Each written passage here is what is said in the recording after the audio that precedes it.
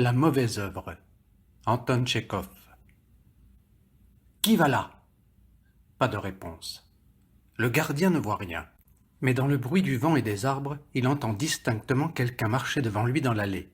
Une nuit de mars embrumée et nuageuse enveloppe le sol.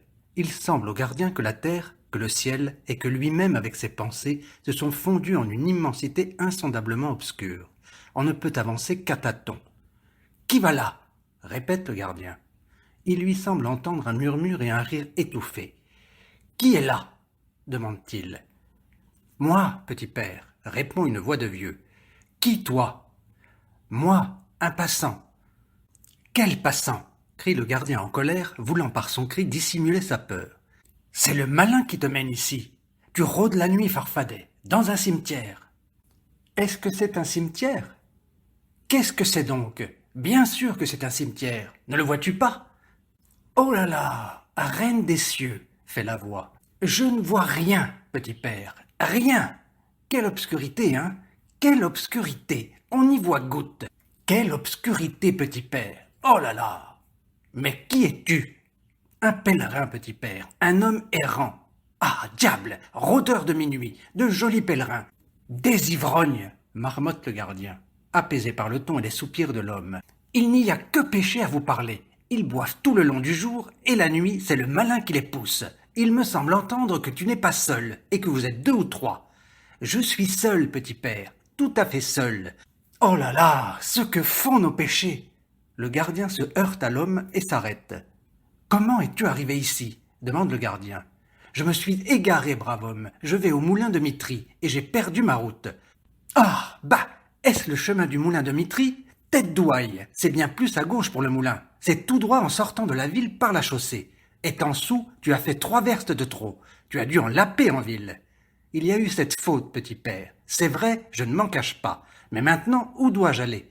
Va tout droit, toujours tout droit par cette allée jusqu'à ce que tu arrives à une impasse. Puis, prends à gauche et marche jusqu'à ce que tu aies traversé tout le cimetière jusqu'au portillon. Là, tu trouveras un portillon. Ouvre-le et va à la grâce de Dieu. Prends garde à ne pas tomber dans le fossé. Après le cimetière, coupe toujours à travers champs jusqu'à ce que tu arrives à la chaussée. Que Dieu te donne la santé, petit père. Merci, reine des cieux, et aie pitié de moi. Et si tu me reconduisais, brave homme? Aie cette bonté. Reconduis-moi jusqu'au portillon. Mais est-ce que j'ai le temps? Vas-y tout seul. Sois bon, fais que je puisse toujours prier pour toi. Je ne vois rien de rien, on y voit goutte, petit père. Que c'est noir, que c'est noir. Reconduis-moi, mon petit vieux. J'ai bien le temps de te reconduire. Si je devais servir de bonne à chacun, je n'en finirais pas de reconduire les gens. Au nom du Christ, reconduis-moi. Je n'y vois pas, et j'ai peur de marcher seul dans un cimetière. Ça m'étouffe, petit père, j'ai peur. Ça m'étouffe, brave homme. Tu te colles à moi, soupire le gardien. Allons bon, viens. Le gardien et le passant se mettent en mouvement. Ils marchent côte à côte et se taisent. Un vent humide et pénétrant leur fouette le visage. Les arbres, invisibles, bruissent et craquent, versant sur eux de grosses gouttes. L'allée est presque entièrement couverte de flaques d'eau. « Une chose que je ne comprends pas, dit le gardien, c'est comment tu te trouves ici. La porte est fermée à clé. Tu as escaladé le mur, parbleu. Si tu as passé le mur, une pareille gymnastique pour un homme de ton âge n'est rien de fameux. Je ne sais pas, petit père, je ne sais pas comment je suis tombé ici. C'est un sortilège. Le Seigneur m'a puni. Un vrai sortilège. Le malin m'a séduit. Et toi, petit père, par conséquent, tu es gardien ici? Gardien. Tout seul pour tout le cimetière? La force du vent est telle que les deux hommes s'arrêtent une minute. Ayant attendu la fin du coup de vent, le gardien répond. Nous sommes 3 ici, mais l'un des gardiens est couché. Il a la fièvre, l'autre dort. On se remplace. Ah, c'est ça, petit père. Quel vent, quel vent! Je parie que les morts l'entendent. Il ronfle comme une bête furieuse. Oh là là! Et toi, d'où es-tu?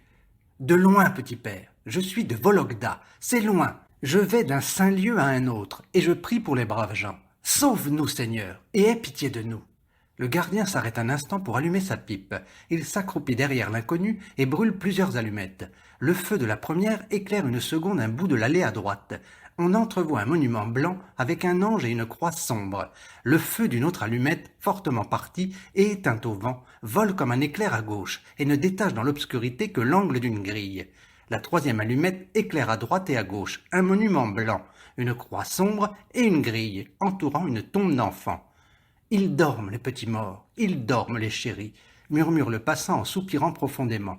Les riches, les pauvres, les sages, les sots, les bons et les mauvais, ils dorment. Ils valent tous le même prix maintenant. Et ils dormiront jusqu'au son de la trompette. À eux le royaume des cieux et la paix éternelle.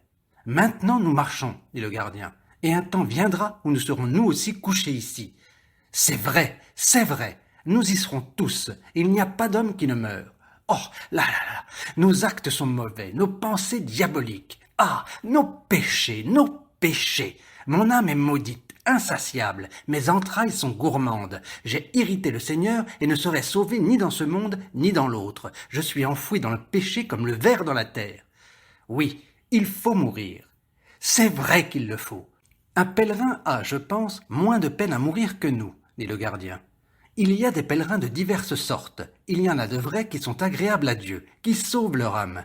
Et il y en a qui errent la nuit dans les cimetières et qui font le jeu des diables. Oui, un de ces pèlerins, s'il le voulait, te flanquerait un coup de hache sur la caboche et tu rendrais l'âme. Pourquoi dis-tu des choses pareilles? Pour rien. Ah, voilà, il me semble, le portillon. C'est lui? Ouvre, mon bon. Le gardien, en tâtonnant, ouvre la petite porte, guide le pèlerin par la manche et lui dit « C'est ici le bout du cimetière. Va toujours à travers champs jusqu'à ce que tu arrives sur la chaussée. Seulement, tu trouveras tout de suite après un fossé de bornage. Fais attention de ne pas y tomber. Et quand tu seras sur la route, prends à droite et file jusqu'à ton moulin. »« Oh là là !» soupire le pèlerin après un temps. « Et maintenant je pense que je n'ai pas besoin d'aller au moulin de Mitry. Pourquoi diable irais-je? Je ferais mieux de rester avec toi, mon petit vieux. » Pourquoi rester avec moi? Pour rien. Avec toi, c'est plus gai. Tu as trouvé celui qui va t'égayer. Pèlerin, je le vois, tu aimes à en faire de bonnes. J'ai connu et j'aime ça, dit le passant en ricanant la voix enrouée. Hein, mon cher, mon aimable, je pense que tu te souviendras longtemps du pèlerin. Pourquoi me souvenir de toi? Parce que je t'ai habilement promené. Est-ce que je suis un pèlerin? Je ne le suis pas du tout. Qui es-tu? Un mort. Je ne viens que de sortir de mon cercueil. Te souviens-tu du serrurier Goubariov qui se pendit pendant le carnaval? Eh bien, Goubariov, c'est moi. Mens encore. Le gardien ne croit pas le passant, et pourtant il ressent dans tout son être une peur si lourde, si glacée, qu'il s'élance et se met vite à chercher en tâtonnant le portillon. « Attends, dit le passant, en le prenant par la main. Où vas-tu? Ah, comme tu es. Veux-tu donc m'abandonner ici? Lâche-moi, crie le gardien, essayant de se dégager. Attends, je t'ordonne de rester, et reste. Ne cherche pas à partir, chien damné. Si tu veux vivre, reste ici, et tais-toi tant que je l'ordonnerai. Je ne veux pas verser le sang, sans quoi tu serais mort depuis longtemps, pouilleux. Attends. Les genoux du gardien plient. Il ferme les yeux et, tremblant de tout son corps, s'appuie à la grille. Il voudrait crier, mais il sait que son cri n'arrivera pas jusqu'aux maisons. Le passant est près de lui tient la main. Quelques minutes se passent en silence. L'un a la fièvre, le second dort, et le troisième accompagne les pèlerins, marmotte le passant. De jolis gardiens pour leur payer des gages. Non, frère, les voleurs sont toujours plus malins que les gardiens. Attends, ne bouge pas. 5 minutes, 10 minutes passent en silence. Tout à coup, le vent apporte un coup de sifflet. Maintenant, dit le passant, lâchant la main du gardien, va-t'en et remercie Dieu d'être resté vivant. Le passant siffle lui aussi, s'éloigne en courant du portillon, et on l'entend sauter un fossé. Pressentant quelque chose de très mauvais et tremblant toujours de peur, le gardien ouvrit résolument le portillon, et, les yeux fermés, revient précipitamment en arrière. Au tournant de la grande allée, il entend des pas rapides. Quelqu'un demande d'une voix sifflante. « C'est toi, Timofeï? Hé, où est Mitka ?» Le gardien, ayant traversé en courant toute la grande allée, remarque dans l'obscurité une petite lumière diffuse. Plus il approche de la lumière, plus il a peur, et plus grande est sa crainte de quelque chose de mauvais. Il pense « On dirait que la lumière est dans l'église. Pourquoi donc ça? Sauve-nous et aie pitié de nous, souveraine. C'est bien dans l'église. » Une minute, le gardien reste devant la fenêtre brisée et regarde avec effroi à l'intérieur de l'église. Un petit cierge, que les voleurs ont oublié d'éteindre, vacille au vent qui s'engouffre et jette sur des chasubles éparses, sur une armoire renversée, sur de multiples traces de pas près de l'autel et de la table de consécration, des taches vagues et rougeâtres. Il l'écoute encore un peu de temps, puis, le vent hurlant, répand sur le cimetière les sons inégaux précipité du tocsin.